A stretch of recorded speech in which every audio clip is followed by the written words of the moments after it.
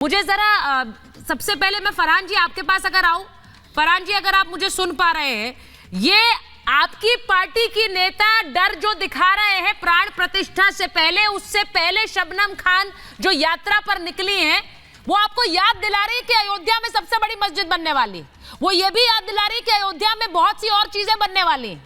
आप डर क्यों दिखा रहे हैं? 2024 के चुनाव करीब है, वोट नहीं आते दिख रहे हैं तो डर दिखाओ। फरहान साहब स्क्रीन पर नहीं है। अमित नहीं है, मैं आपकी आवाज सुन पा रहा हूं। जी बोलिए बोलिए फरहान साहब बोलिए।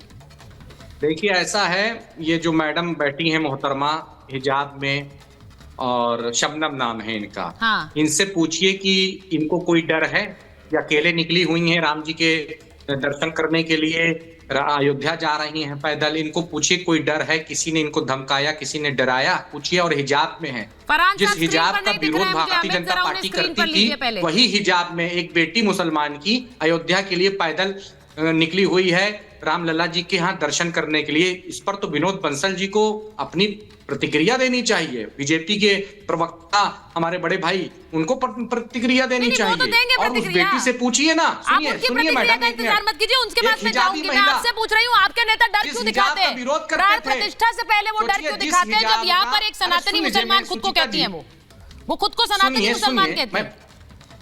सनातनी मुसलमान कहें, वो कोई भी मुसलमान कहें, मैं क्या कह रहा हूं, जिस हिजाब का विरोध करती थे भारतीय जनता पार्टी वाले, विश्व हिंदू परिषद वाले, उस हिजाब को पहन करके वो बेटी पैदल चल रही है और दिखा रही कि देखो हिजाब का भी प्रचार हो रहा है, इसमें हिजाब का भी इंफॉर्मेशन, इसे कहते हैं गलत जानकारी। एक सेकंड हमें उन पे फरहान साहब मैं हालांकि इसमें बोलना नहीं चाहती, राकेश जी बोलेंगे, लेकिन जिस हिजाब पर जंग चढ़ी थी सर, वो स्कूल और कॉलेजेस में हिजाब पर बात थी, वो किसी व्यक्ति किसी महिला का हिजाब उतारने को लेकर जंग नहीं थी। इसीलिए मिस इन्फॉर्मेशन मत करिए। किसी भी महिला का हिजाब या उसका घूंघट उसकी अपनी मर्जी है, पहली बात। और ये डिबेट नहीं है, ये डिबेट नहीं है आज की, पहली बात।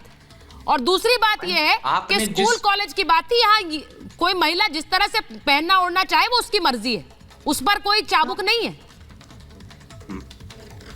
अगर आप हिजाब में जाते हैं राम मंदिर के दर्शन करने के लिए तो ये बड़ी बात है मेरे भाई। मैं तो क्या कह रहा हूँ, हाँ। जिसका कल तक विरोध करती थी आज उसी का क्या नाम है पक्षधर खड़े हुए हैं। बड़ी बात है।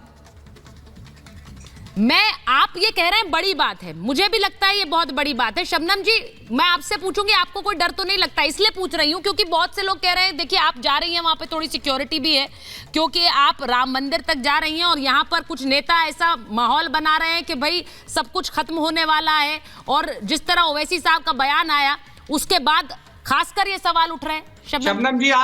शबनम जी मेरी बहन, ये बताइए आपको किसी चीज से डर है?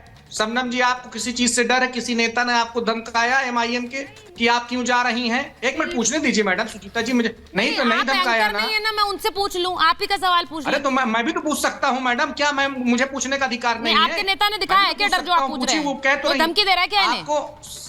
नहीं, हम धमकी नहीं दे रहे, हम इनसे पूछ रहे हैं आपको क्यों पूछ रहे हैं? धमकाया किसी ने आपको मना किया? नहीं किया ना भैया, बोलिए बताइए तो फिर किस बात का डर है? अच्छा ठीक है मैम एक मिनट, मैं एक बात कुछ बोलना चाहूंगी। मैम बोलेगी, मैम आप सवाल पूछे, मैं आपका जवाब दूंगी। वाह, देखिए अब भाई फरहान जी, मैंने तो नहीं कहा, उन्होंने खुद ही कह दिया। अब मैं यही आपको समझा रही थी। देखिए मेरे पास और मेहमान है, मुझे उनके पास जाना है। एक मिनट